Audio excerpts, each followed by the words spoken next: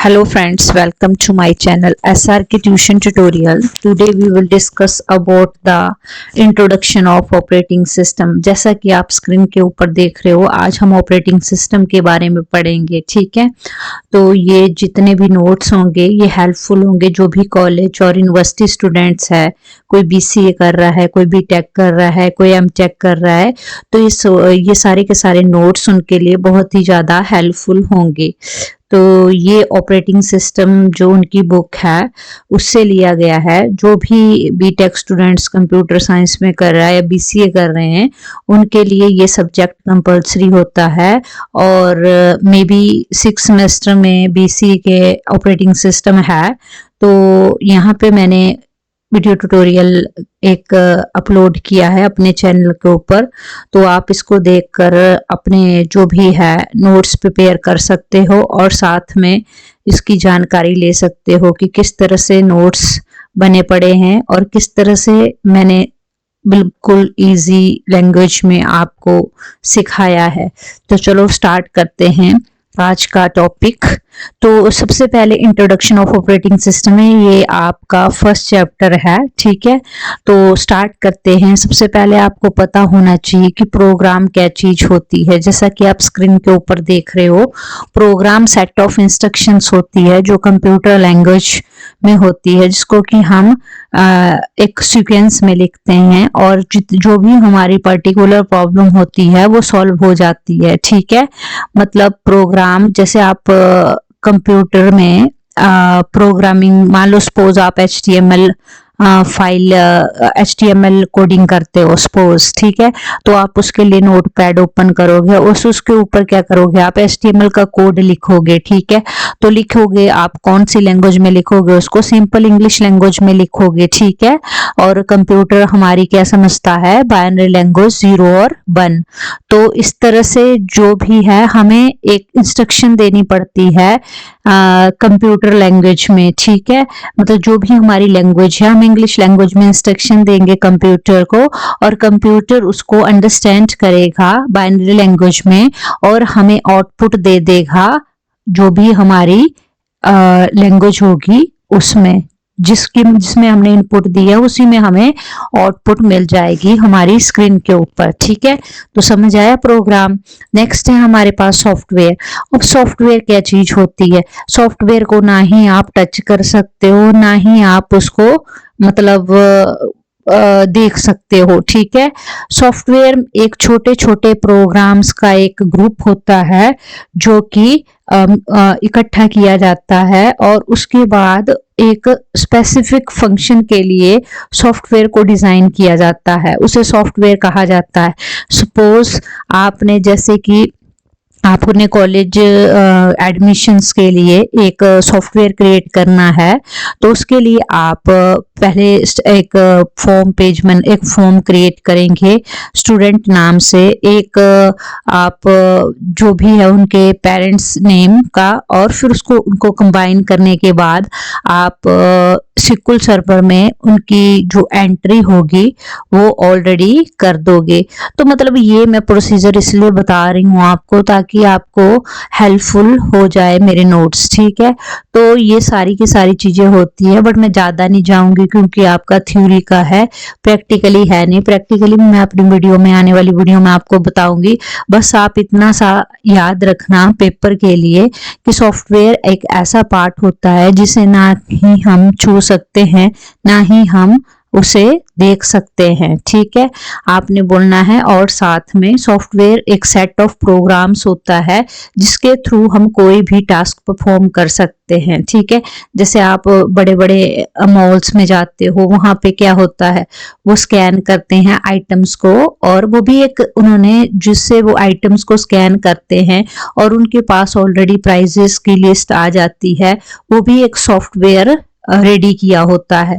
छोटे छोटे प्रोग्राम्स को मिला के एक सॉफ्टवेयर बनता है। ठीक है, तो इधर स्क्रीन के ऊपर आप देख सकते हो।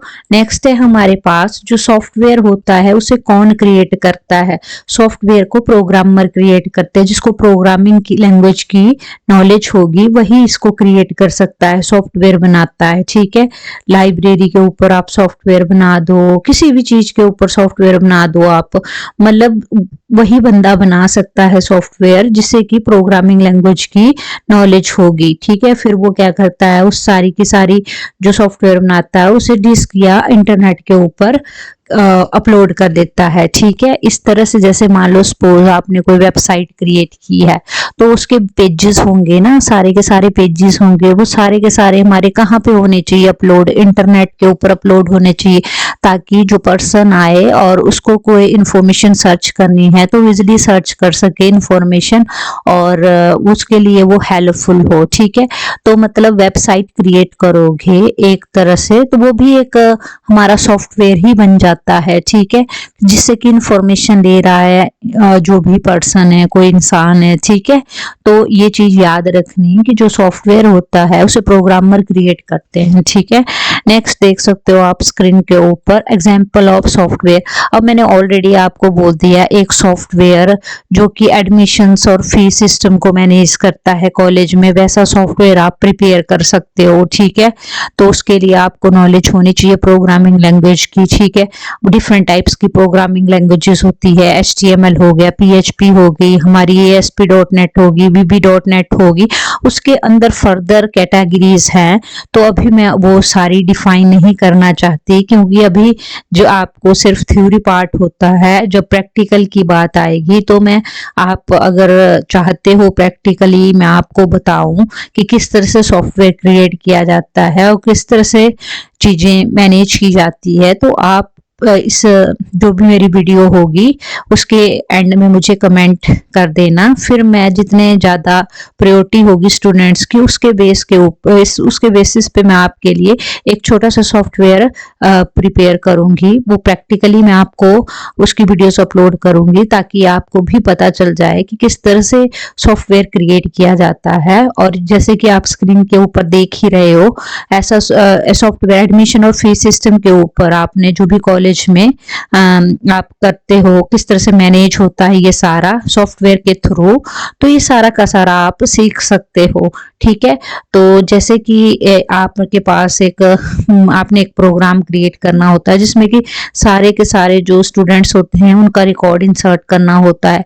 वो बेटा अगर आप किस तरह से आप स्टूडेंट्स के जो भी डाटा है उसको इंसर्ट कर सकते हैं, तो उसके लिए आपको SQL सर्वर आना चाहिए। ठीक है, या फिर डाटाबेस की नॉलेज होनी चाहिए, जो आपका DBMS वाला सब्जेक्ट है, डाटाबेस मैनेजमेंट सिस्टम, तो उसकी नॉलेज होना जरूरी है। पहले आपको कमांड्स आनी चाहिए, सिलेक्ट कमांड क्या होती है, इंसर्ट कमांड क्या होती है, डिलीट कमांड क्या होती है, फिर आप जाके ये चीजें कर सकते हो। सॉफ्टवेयर में दो तरह के पार्ट होते हैं हमारे पास, एक फ्रंट एंड होता है, एक बैक एंड होता है। ठीक है, फ्रंट एंड पे हम क्या करते हैं, कोडिंग करते हैं। ठीक है, और बैक एंड में हम कनेक्शन बनाते हैं डाटाबेस के साथ, तो इनकी नॉलेज होना भी जरूरी है। बट अभी आप थ्योरी कर रहे हो तो मैं थ्योरी पोर्शन के ऊपर ही फोकस करती हूँ। ठीक है, अगर आपको लगे कि मैं आपके लिए प्रैक्टिकली अपलोड करूँ वीडियोस प्रैक्टिकली, तो आप सारे कमेंट कर देना, ज्यादा मेजोरिटी होगी तो मैं आपके लिए जरूर सारे के सारे अपलोड करूंगी वीडियो ट्यूटोरियल। ठीक है, तो एग्जांपल ऑफ सॉफ्टवेयर हो गया। नेक्स्ट है हमारे पास टाइप्स ऑफ सॉफ्टवेयर। ठीक है, types of software two types के होते हैं, पेपर में पूछ लेते हैं what is software and what are the different types of software. First है हमारा सिस्टम सॉफ्टवेयर और सेकंड है हमारा एप्लीकेशन सॉफ्टवेयर। अब सिस्टम सॉफ्टवेयर क्या होता है, जो भी हमारा कंप्यूटर सिस्टम है, जो भी उसकी ओवरऑल वर्किंग है, ओवरऑल फंक्शनैलिटी है, सारा का सारा जो कंप्यूटर सिस्टम हमारा काम करता है वो किसकी वजह से करता है, सिस्टम सॉफ्टवेयर की वजह से ही हमारा कंप्यूटर काम करता है। अगर हमारा सिस्टम सॉफ्टवेयर नहीं होगा तो हमारा कंप्यूटर काम नहीं करेगा। ठीक है, इसकी मेन जॉब ये होती है, इंटरफेस बनाता है यूजर और हार्डवेयर के बीच में। अब मैंने कुछ टाइप किया तो मैंने किसके थ्रू किया, हार्डवेयर के थ्रू, मतलब कीबोर्ड से मैंने टाइप किया ना, तो इसका काम एक इंटरफेस बनाना होता है यूजर और हार्डवेयर के बीच में, ठीक है। इसी तरह से मैंने आपको बता दिया कि जो भी ओवरऑल वर्किंग होती है हमारे कंप्यूटर सिस्टम की, उसको मैनेज करके रखता है, ठीक है। और एक और बात, ये जैसे लो लेवल प्रोग्राम्स होते हैं हमारे पास, वो इंटरेक्ट करते हैं इस सिस्टम के साथ, ठीक है। लो लेवल प्रोग्राम्स पता ही होगा आपको, लो लेवल प्रोग्राम्स क्या होते हैं, ठीक है। और जैसा कि आप स्क्रीन के ऊपर देख सकते हो, जो भी जितनी भी सारी की सारी प्रोसेसिंग की एक्टिविटीज होती है, जैसे कंप्यूटर की पावर ऑफ कंप्यूटर होता है या फिर कोई भी चीज है, तो सारी की सारी जो भी एक्टिविटीज है, क्या कर रहा है, each and every part computer का वर्क कर रहा है या नहीं कर रहा है, पावर अच्छे से मैनेज हो रही है नहीं हो रही है, कोई दिक्कत तो नहीं आ रही है कंप्यूटर में, ये सारा काम जो संभालता है वो हमारा सिस्टम सॉफ्टवेयर संभालता है, ठीक है। और इसी तरह से नेक्स्ट देख सकते हो आप, जैसा कि the following software regarded as system soft. अब कौन कौन से ऐसे सॉफ्टवेयर है जो सिस्टम सॉफ्टवेयर को सपोर्ट करते हैं? तो फर्स्ट है हमारा ऑपरेटिंग सिस्टम, सेकंड है लैंग्वेज प्रोसेसर, थर्ड है डिवाइस ड्राइवर और फोर्थ है यूटिलिटी प्रोग्राम्स। तो आपको ये पता होनी चाहिए, कई बार पेपर में पूछ लेते हैं कि किस तरह से जो सिस्टम सॉफ्टवेयर हमारा, वो किस तरह से कौन कौन से ऐसे सॉफ्टवेयर सिस्टम सॉफ्टवेयर से रिलेटेड है, तो उसके एग्जांपल्स बताओ। तो आपने बता देना है नीचे जो मैंने बताया, operating system, language processor, device driver और यूटिलिटी प्रोग्राम्स, ये सारे जरूरी है, ठीक है। अब ऑपरेटिंग सिस्टम क्या होता है? Operating system acts as an interface between user and hardware. Operating system user और हार्डवेयर के बीच में क्या बनाता है? इंटरफेस बनाता है। मैं हूं, मेरे साथ कौन बनाता है इंटरफेस? हार्डवेयर, कीबोर्ड से ही देती हूँ ना मैं इनपुट, तो कौन बना रहा है मेरे साथ इंटरफेस? हार्डवेयर ही बना रहा है ना, क्योंकि कीबोर्ड क्या है? एक हार्डवेयर है जिसको मैं टच कर सकती हूँ, छू सकती हूँ, देख सकती हूँ, वो हार्डवेयर होता है। सॉफ्टवेयर वे होता है जिसको मैं देख नहीं सकती, छू नहीं सकती, ठीक है, वो सॉफ्टवेयर होता है, ठीक है। Hardware is a tangible part of computer system और software is intangible part of computer system, ठीक है। टेंजिबल का मतलब होता है टच कर सकते हैं, देख सकते हैं, इंटेंजिबल देख नहीं सकते, टच नहीं कर सकते, ठीक है। तो ये सारी की सारी चीजें, यहाँ ऑपरेटिंग सिस्टम की बात आ रही है। ऑपरेटिंग सिस्टम के पास जितनी भी कलेक्शन मास्टर प्रोग्राम्स होते हैं हमारे, ठीक है, मास्टर प्रोग्राम्स नाम से ही क्लियर हो रहा है, हेड ऑफ द प्रोग्राम्स, ठीक है। तो सारे के सारे इसमें यूज किए जाते हैं। पूरी की पूरी जो हमारे ऑपरेशंस होते हैं कंप्यूटर में, एडिशन, सब्ट्रैक्शन, कुछ भी कोई भी ऑपरेशन होता है, ठीक है, वो सारे के सारे हमारे ऑपरेटिंग सिस्टम ही सेट करता है, ठीक है। ऑपरेटिंग सिस्टम के बिना हमारा कुछ भी नहीं। पता होगा आपको ऑपरेटिंग सिस्टम के एग्जांपल, जैसे विंडोज ऑपरेटिंग सिस्टम है। देखो अब आपके लैपटॉप में या पीसी में विंडो नहीं होगी तो आप कैसे करोगे काम? कुछ भी नहीं कर पाओगे आप।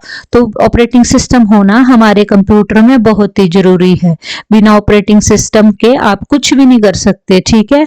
तो ये चीज आपको पता होनी चाहिए, ठीक है। मेन फंक्शन क्या होता है हमारा ऑपरेटिंग सिस्टम का, मैंने ऑलरेडी आपको बता दिया। इंटरफेस बनाता है यूजर और हार्डवेयर के बीच में, और जितने भी हमारे पेरिफेरल मैनेजमेंट डिवाइसेस है। और पेरिफेरल का क्या मतलब होता है? पेरिफेरल मैनेजमेंट डिवाइसेस वो डिवाइसेस होते हैं जैसे कि हमारा कीबोर्ड हो गया, माउस हो गया, प्रिंटर हो गया, ठीक है, स्कैनर हो गया, ये सारे क्या है, जितने भी हमारे इनपुट और आउटपुट डिवाइसेस होते हैं वो सारे के सारे हमारे पेरिफेरल मैनेजमेंट में आते हैं। मेमोरी मैनेजमेंट, कितनी आपने मेमोरी एलोकेट करनी, कितनी मेमोरी आपने डी एलोकेट करनी, ठीक है, वो सारी की सारी, कौन सी प्रोसेस का यूज करना आपने, कौन सी प्रोसेस हमारी पीसी परफॉर्म करता है वो हमें पता नहीं चलता, बट हमें उनकी इंफॉर्मेशन चाहिए होती है कि किस तरह से वो प्रोसेस करता है।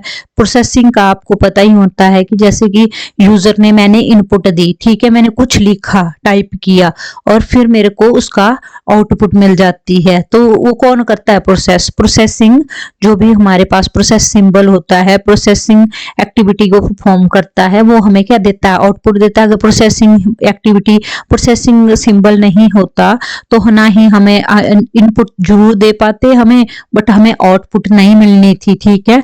तो प्रोसेस मैनेजमेंट का भी बहुत ज्यादा रोल होता है, ठीक है। तो ये हमारे ऑपरेटिंग सिस्टम सिस्टम से रिलेटेड है। अब आपको पूछते हैं पेपर में, what is operating system, what are the function of operating system.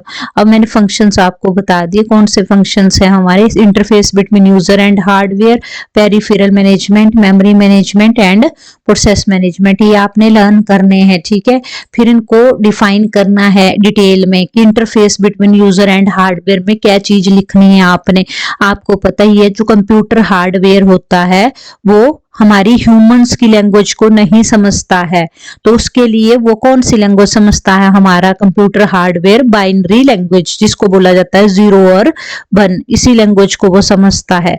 तो जब हमारा यूजर और इंटरफेस होगा हार्डवेयर के बीच में, तभी तो प्रोसेस होगी कंप्लीट। ठीक है, तो इसी तरह से आपने ये लिखना है। फिर उसके बाद आप इंटरफेस बिटवीन यूजर हार्डवेयर में एक और लाइन इंक्लूड कर सकते हो कि जो भी हमारी इनपुट होती है, इनपुट लैंग्वेज होती है, उसको कन्वर्ट कर देते हैं हम किसके, जो कि हमारा हार्डवेयर उसको समझता है और फिर कन्वर्ट कर देता है। जो मैंने ऑलरेडी आपको बताया कि जो हमारी इनपुट होती है उसे प्रोसेस करते हैं, फिर आउटपुट हमें मिल जाती है अकॉर्डिंग टू हमारी यूजर इनपुट से। ठीक है, तो ये चीज आपने लिखनी है इसमें। नेक्स्ट है हमारे पास जो एक बार तो और याद रखना, जितने भी ऑपरेटिंग सिस्टम है उनकी अपनी कमांड्स है सारी की सारी।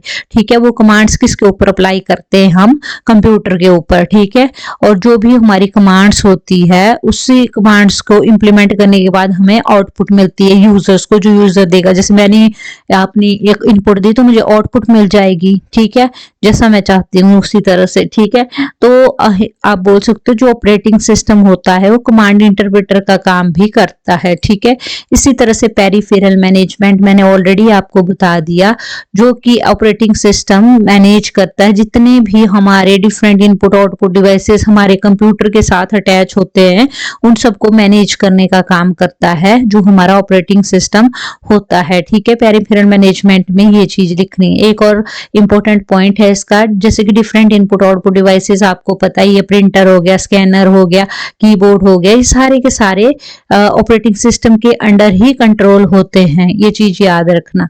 नेक्स्ट है हमारे पास एग्जांपल्स पूछेंगे आपको पेरिफेरल मैनेजमेंट का, क्या एग्जांपल्स है, जैसा कि आप स्क्रीन के ऊपर देख सकते हो।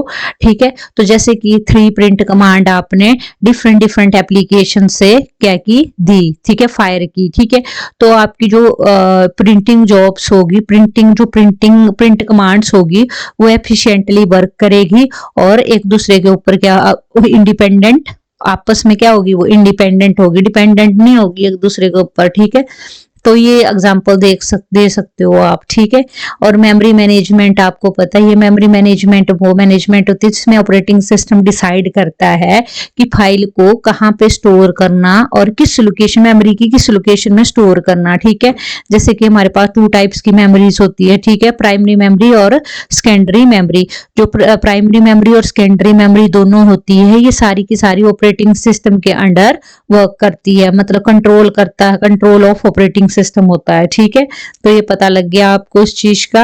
नेक्स्ट है हमारे पास मेमोरी मैनेजमेंट के बारे में और चीज बोल सकते हो आप, जैसे कि आपने कोई भी डाटा है, ठीक है, उसकी जरूरत पड़ती है आपको प्रोसेसिंग की। ठीक है, आप सेकेंडरी मेमोरी से, तो आप उसको स्टोर कहाँ करते हो, मेन मेमोरी में। फिर उसके बाद क्या होता है, प्रोसेसिंग के बाद हमें आउटपुट मिलती है मेन मेमोरी से, और स्टोर कहाँ करते हैं हम, सेकेंडरी मेमोरी में, जब यूजर को क्या पड़ती है, उसकी जरूरत पड़ती है। ठीक है, ये चीजें लिख सकते हो आप, इसमें समझना है आपने होता क्या है ये चीज। ठीक है, प्रोसेस मैनेजमेंट ऑपरेटिंग सिस्टम की बहुत ज्यादा इंपॉर्टेंट फंक्शन है। इसमें क्या होता है, मल्टीपल एप्लीकेशंस क्या करती है, रन करती हैं, और जो ऑपरेटिंग सिस्टम होता है जितनी भी नंबर ऑफ प्रोसेसेस होती है उनका वेट करता है प्रोसेस होने का। फिर उसके बाद हर एक जो भी प्रोसेसेस होती है उनको मैनेज करता है और फिर प्रोवाइड कर देता है यूजर को, जैसे जैसे यूजर्स ने भेजी होती है उसके हिसाब से। ठीक है, प्रोसेस मैनेजमेंट, जैसे कि आपने मॉडर्न ऑपरेटिंग सिस्टम आ गया अब हमारे पास, तो वो क्या करते हैं, मेन मेमोरी को एलोकेट कर देते हैं उसका पार्ट, जितनी भी हमारी रनिंग एप्लीकेशंस होती है उनके लिए। ठीक है, तो प्रोसेस मैनेजमेंट होगी। अब मेमोरी मैनेजमेंट होती क्या है, मेमोरी मैनेजमेंट ऑपरेटिंग सिस्टम का बहुत ही ज्यादा इंपॉर्टेंट फंक्शन है। ठीक है, इसमें जो सेकेंडरी मेमोरी होती है हमारी स्टोर करती है, ठीक है, डाटा को मेन मेमोरी में। फिर क्या होता है, वही सेम टू सेम प्रोसेस करते हैं आउटपुट को मेन मेमोरी से और स्टोर कर देते हैं सेकेंडरी मेमोरी से जब जरूरत पड़ती है, रिक्वायर्ड बाय द यूजर, जब यूजर को जरूरत पड़ती है। ठीक है, अब लैंग्वेज प्रोसेसर क्या होता है, ये सारे के सारे हैं ऑपरेटिंग सिस्टम के फंक्शंस हमने कंप्लीट कर लिए। ये नोट्स हैं, ये बहुत ही ज्यादा हेल्पफुल है, आप इनका यूज कर सकते हो इन नोट्स का और अच्छे मार्क्स ले सकते हो। कोई दिक्कत आए तो आप कमेंट में मुझे कमेंट पास कर सकते हो, मैं उसका रिप्लाई जरूर दूंगी। ठीक है, अब नेक्स्ट टॉपिक है हमारा लैंग्वेज प्रोसेसर। ठीक है, लैंग्वेज प्रोसेसर एक सिस्टम सॉफ्टवेयर की ही क्लास है जो कि हमारी जो प्रोग्राम्स होते हैं, ठीक है, जो कि हमने किसमें लिखे होते हैं, प्रोग्रामिंग लैंग्वेज में लिखे होते हैं। ठीक है, उनको क्या करती है, ये कन्वर्ट करती है। ठीक है, लैंग्वेज प्रोसेसर का यही काम होगा। जब मैंने कोई प्रोग्राम लिखा, HTML का प्रोग्राम मैंने लिखा, तो उसके बाद किसने कन्वर्ट करना उसको, तो ये लैंग्वेज प्रोसेसर कन्वर्ट करता है। ये चीज याद रखना आप। It is the class of system software that are use to convert programs written in programming language into their equivalent form. देखो कितने अच्छे नोट्स हैं, मुझे तो बहुत अच्छे नोट्स लगे, खुद ही तारीफ कर रही हूँ, पर बहुत ही अच्छे नोट्स हैं। बहुत टाइम लगता है नोट्स बनाने के लिए ना, तो ये सिर्फ सारा का सारा जो भी किया है आपकी हेल्प के लिए ही किया है। तो लैंग्वेज प्रोसेसर का पता लग गया आपको क्या रोल होता है। अब इस तरह से हमारे पास types of language processor, language processor कितने टाइप्स के होते हैं हमारे पास। फर्स्ट कंपाइलर होता है, सेकंड इंटरप्रेटर होता है, थर्ड असेंबलर होता है। ये पेपर में पूछ लेते हैं कंपाइलर क्या होता है, इंटरप्रेटर क्या होता है, असेंबलर क्या होता है। ठीक है, तो ये लैंग्वेज प्रोसेसर्स होते हैं हमारे। ठीक है, कंपाइलर क्या चीज होती है, अब कंपाइलर ध्यान से सुनना आप।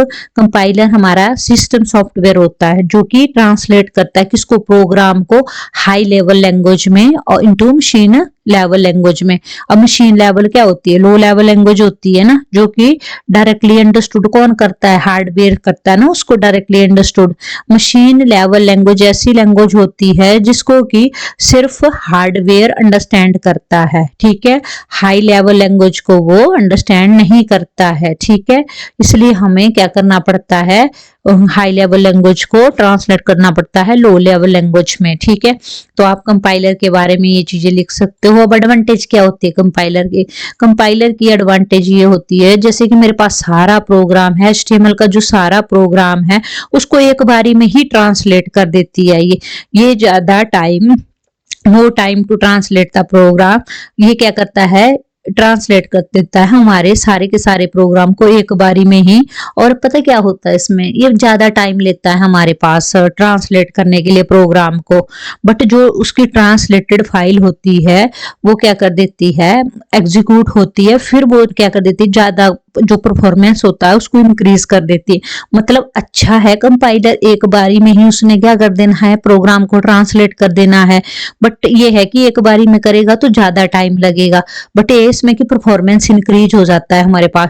जब कोई चीज हमारे पास एक बारी में ही हो जाएगी ट्रांसलेट और थोड़ा सा टाइम लगेगा, तो उससे क्या हुआ, परफॉर्मेंस इंक्रीज हुआ। ठीक है, और ऐसे एक एक लाइन ट्रांसलेट होगी तो हमारे पास क्या लगेगा, टाइम ज्यादा लगेगा और जो हमारा परफॉर्मेंस होगा वो भी डिग्रेड होगा, लो हो जाएगा। ठीक है, कम हो जाएगा। तो इसी तरह से एडवांटेज है कंपाइलर की। और कंपाइलर में हमारे पास टू टाइप्स के प्रोग्राम को यूज किया जाता है, एक सोर्स प्रोग्राम होता है और एक ऑब्जेक्ट प्रोग्राम होता है, ये याद रखना। सोर्स प्रोग्राम वो प्रोग्राम होता है जो कि हाई लेवल लैंग्वेज में लिखा जाता है, जैसे कि मैंने बोला आपको सिंपल इंग्लिश लैंग्वेज में, जिसको कि मैं भी यूजर मैं भी समझ सकती हूँ। जैसे मैंने HTML लिखा, हेड लिखा, टाइटल लिखा, तो वो मुझे पढ़ना आ रहा है, तो वो क्या है, सोर्स प्रोग्राम है। ठीक है, और एक ऑब्जेक्ट प्रोग्राम होता है हमारे पास। ठीक है, वो ऑब्जेक्ट प्रोग्राम वो प्रोग्राम होता है, वो कौन करता है, प्रोड्यूस कंपाइलर। ट्रांसलेशन के बाद जब ट्रांसलेट कर देता है उस टाइम उसको बोला जाता है ऑब्जेक्ट प्रोग्राम।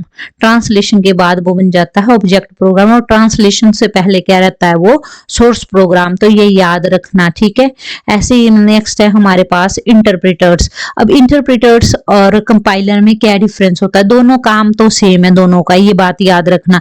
इंटरप्रेटर और कंपाइलर दोनों क्या करते हैं, कन्वर्ट करते हैं प्रोग्राम्स को, जो कि हमने अपनी सिंपल इंग्लिश लैंग्वेज में लिखा होता है हाई लेवल लैंग्वेज में, उसको किसमें कन्वर्ट कर देते हैं, मशीन लेवल लैंग्वेज में। ठीक है, डिफरेंस बस यही है, उनकी वर्किंग में डिफरेंस है। कंपाइलर मैंने ऑलरेडी आपको बताया, वो होल प्रोग्राम, सारे प्रोग्राम को एक बारी में ही क्या कर देता है, एग्जीक्यूट कर देता है। और इंटरप्रेटर ना हमारा लाइन बाय लाइन, पहले एक लाइन को करेगा फिर दूसरी लाइन को करेगा, इस तरह से क्या होता है हमारे पास, तो धीरे धीरे चलता रहता है वो, ठीक है, शॉर्टर टाइम लेता है वो ट्रांसलेट करने के लिए, ठीक है। तो इस तरह से हमारे पास ये दोनों में यही डिफरेंस है, ये थोड़ा सा हमारे परफॉर्मेंस को डिग्रेड कर देता है इंटरप्रेटर्स, ठीक है। अब असेंबलर्स आता है हमारे पास। असेंबलर क्या होता है? असेंबलर भी यही है जो ट्रांसलेट करता है प्रोग्रामिंग लैंग्वेज, इंस्ट्रक्शंस होती है तो उनको मशीन लैंग्वेज में, ठीक है। असेंबलर सिर्फ ट्रांसलेट करता है प्रोग्राम को जो कि असेंबली लैंग्वेज में लिखा जाता है। जैसे कि हमारे पास डिफरेंट असेंबलर्स यूज किए जाते हैं, जैसे कि सीपीयू। सीपीयू क्या हमारे पास असेंबलर है, ठीक है। आपने एग्जांपल देना होगा असेंबलर का, तो आपने बोला central processing unit is the example of assemblers, ठीक है। ये ट्रांसलेट करता है प्रोग्रामिंग लैंग्वेज, जो प्रोग्रामिंग लैंग्वेज है उसकी इंस्ट्रक्शंस है उनको ट्रांसलेट कर देता है मशीन लैंग्वेज में, ठीक है। ये याद रखना है आपने। ये भी याद रखना कि जो असेंबलर होता है वो केवल ट्रांसलेट प्रोग्राम, जो केवल ट्रांसलेट प्रोग्राम्स होते हैं उनको असेंबली लैंग्वेज में लिखता है, ठीक है। और डिवाइस ड्राइवर, अब नेक्स्ट है डिवाइस ड्राइवर। डिवाइस ड्राइवर क्या होता है? डिवाइस ड्राइवर एक प्रोग्राम होता है जो इंटरफेस बनाता है किसके बीच में? ऑब्वियस बात है, नाम से क्लियर हो, डिवाइस के बीच में और ऑपरेटिंग सिस्टम के बीच में, ठीक है। अगर आप अटैच करते हो डिवाइस को, ठीक है, तो उसका जो ड्राइवर होता है हमारे पास वो इनबिल्ट होता है ऑपरेटिंग सिस्टम में, ठीक है। अब जैसे कि डिवाइस होगा वो स्टार्ट कर देगा काम करना जब तुम अटैच कर दोगे कंप्यूटर के साथ, तो उसे प्लग एंड प्ले कंपैटिबिलिटी भी बोला जाता है। अगर आपको नहीं समझ आया तो मैं फिर से एक बार आपको बताती हूँ प्लग एंड प्ले कंपैटिबिलिटी क्या होती है। जैसे मान लो आपकी विंडोज ऑपरेटिंग सिस्टम है, ठीक है, अब विंडोज 11 है, ठीक है। मान लो सपोज आपने क्या किया, उसके साथ आपने अटैच कर दिया डिवाइस को, मान लो आपने पेन ड्राइव को कर दिया, अपने फोन को कर दिया, ठीक है, यूएसबी के थ्रू अपने फोन को अटैच कर दिया। अब क्या होगा, जो डिवाइस होगा वो स्टार्ट कर दे, क्योंकि उसमें तो इनबिल्ट ही ड्राइवर इनबिल्ट ही होता है हमारा। अब विंडोज 11 है, लेटेस्ट विंडो है, तो उसमें इनबिल्ट ड्राइवर होते हैं हमारे पास, ठीक है। हमें सेपरेटली जाके ड्राइवर इंस्टॉल नहीं करने पड़ते, ठीक है। तो जब हम उसके साथ अटैच करेंगे डिवाइस को, तो जो डिवाइस होगा धीरे धीरे काम करना शुरू कर देगा, और उसको बोला जाता है साथ में प्लग एंड प्ले कंपैटिबिलिटी, ठीक है। प्लग एंड प्ले कंपैटिबिलिटी भी बोला जाता है साथ में उसको, ठीक है। नेक्स्ट है आपके पास यूटिलिटी प्रोग्राम्स। अब यूटिलिटी प्रोग्राम्स क्या होते हैं हमारे पास, पता ही आपको। यूटिलिटी प्रोग्राम्स मीन जैसे हाउस कीपिंग जॉब होती है कंप्यूटर की, ठीक है, घर में जैसे घर का काम करना, सारा हमने घर का काम करते हैं ना, वैसे ये कंप्यूटर का काम होता है। कंप्यूटर का सारा काम मतलब कंप्यूटर की हर एक चीज के बारे में ध्यान रखना, हाउस कीपिंग जॉब जैसा काम करना कंप्यूटर का, उसे यूटिलिटी प्रोग्राम्स बोला जाता है। ये हमारे कंप्यूटर को वायरस से बचाती है। वायरस तो आपको पता ही होगा, जो हमारी फाइल्स को करप्ट कर देती है, हमारी विंडो को क्या कर देती है, करप्ट कर देती है। तो सारा का सारा नुकसान हो जाता है हमें वायरस से। तो ये हमारे कंप्यूटर को वायरस अटैक से बचाती है। जो भी हमारी बैकअप फाइल्स होती है उसमें उससे क्या कर देती है, फिर ये हमारी इंफॉर्मेशन को रिकवर कर देती है, ठीक है। अगर हमारे से गलती से मतलब कोई भी इंफॉर्मेशन है, इंपॉर्टेंट इंफॉर्मेशन है, वो डिलीट होगी या इरेज होगी, तो ये क्या कर देते हैं, जो भी बैकअप और रिकवरी फाइल्स होती है वो हमारी इंफॉर्मेशन को क्या कर देती है, बैकअप कर देती है, उसका मतलब उसको बचा देती है, ठीक है, रख देती है सेव करके। इन्हीं फाइल्स के अंदर हमारी रिकवरी फाइल स्टोर हो जाती है, बैकअप फाइल बन जाती है, ऑलरेडी बैकअप फोल्डर बन जाता है, तो हमें कोई ज्यादा नुकसान नहीं होता। तो यही काम होता है हमारे यूटिलिटी प्रोग्राम्स का कि हाउसकीपिंग जॉब जैसा ही कंप्यूटर में काम करती है और हमें वायरस अटैक से बचाती है। ये सारी चीजें पता होनी चाहिए आपको। और जैसे आपसे पूछ ले, कई बार पेपर में पूछ लेते हैं सम पॉपुलर यूटिलिटी प्रोग्राम्स बताओ, तो पॉपुलर यूटिलिटी प्रोग्राम हमारा सबसे पहले टेक्स्ट एडिटर्स है, उसके बाद बैकअप यूटिलिटी। इसके पास यूटिलिटी प्रोग्राम्स के पास कौन कौन सी ऐसी चीजें होती है, कौन कौन से ऐसे फीचर है जिससे कि वो क्या क्या कर सकते हैं। ऑलरेडी हमने पढ़ लिया, वायरस अटैक से बचाती है, बैकअप फाइल्स, बैकअप यूटिलिटी होती है उसके पास, रिकवरी यूटिलिटी होती है, text editor, backup utility, compression utility, disk defragmenter और एंटीवायरस सॉफ्टवेयर ऑलरेडी कर ली हमने डिस्कस, ठीक है। अब टेक्स्ट एडिटर क्या होता है आपको पता होना चाहिए। टेक्स्ट एडिटर क्या होता है, जैसे कि टेक्स्ट एडिटर नोटपैड फाइल सुनिए ना, नोटपैड फाइल ओपन करते हो आप, वो टेक्स्ट एडिटर, वहां पे जाके आप कोडिंग कर सकते हो एचटीएमएल की कोडिंग करके आप उसकी आउटपुट देख सकते हो ब्राउजर के ऊपर, ठीक है।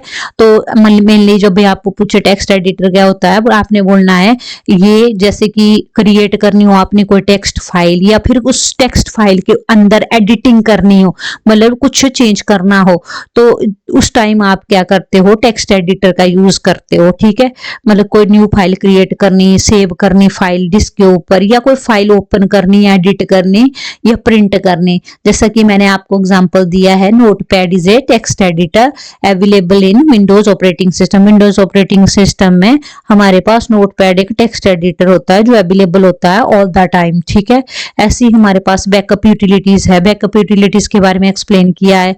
बैकअप यूटिलिटी बैकअप कर देती है डाटा को, डाटा को क्या करती है, बचाती है। ठीक है, जैसे कि हम उसका बैकअप ले सकते हैं अपनी फ्लॉपी डिस्क के थ्रू, सीडी से, या फिर टेप ड्राइवर्स होती है हमारे पास, टेप ड्राइव्स होती है, टेप ड्राइव से हम सारे के सारे प्रोग्राम्स को क्या कर सकते हैं, बैकअप कर सकते हैं। ठीक है, यूएसबी से कर सकते हो। ठीक है, ये सारा का सारा हमारा बैकअप है। कंप्रेशन यूटिलिटी बेटा वो होती है जैसे कि आपके पास बहुत बड़ी फाइल है। ठीक है, आपने उसको क्या करना है, स्टोर करना है। ठीक है, तो आप क्या करोगे, उसको कंप्रेस कर दोगे। कंप्रेस करना हो आपने, लार्ज फाइल को छोटा करना हो, ठीक है, तो उसके लिए कंप्रेशन यूटिलिटी का यूज पढ़कर करना पड़ता है हमारे को। ठीक है, जिप फाइल होती है उसको हम क्या कर देते हैं, कंप्रेस कर देते हैं। ठीक है, तो सारी की सारी जो हमारी फाइल्स होती है वो सारी की सारी शो हो जाती है।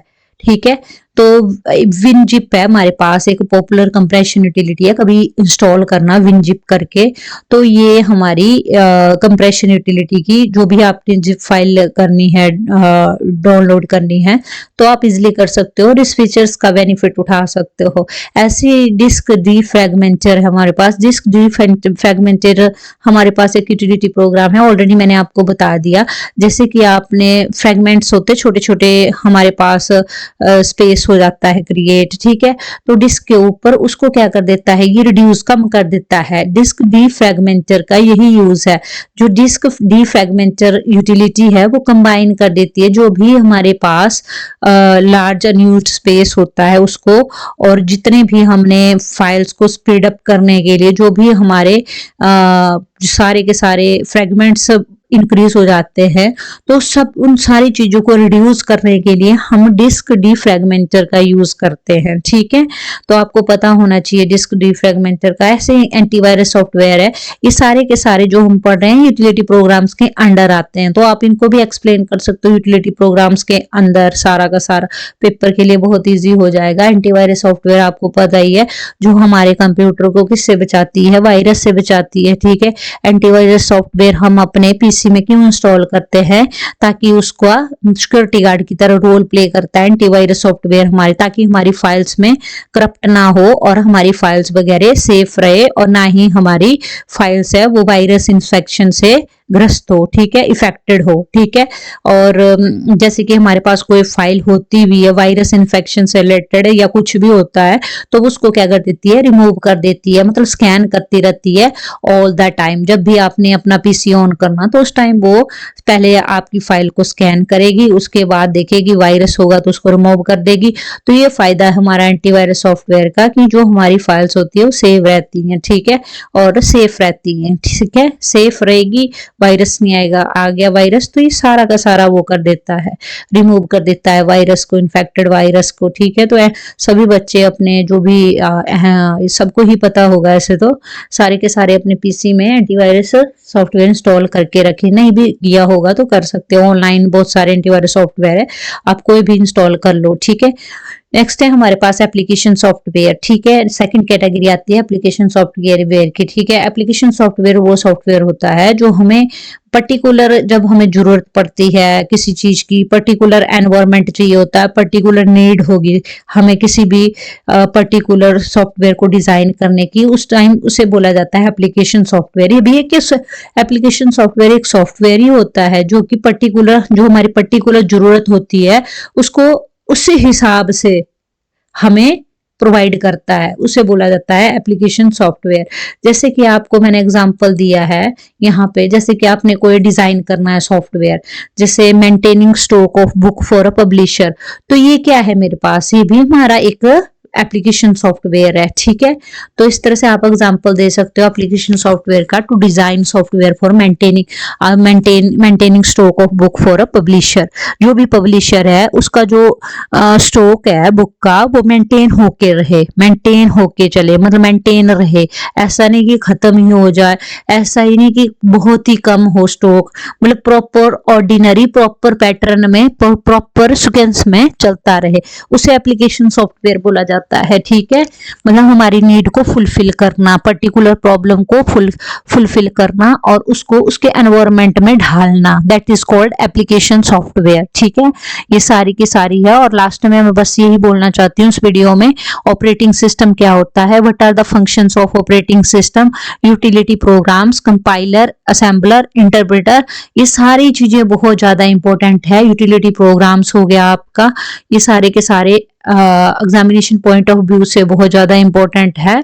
और अगर आपको मेरी वीडियो अच्छी लगी हो तो kindly like share and subscribe जरूर करना। Thank you for watching my videos.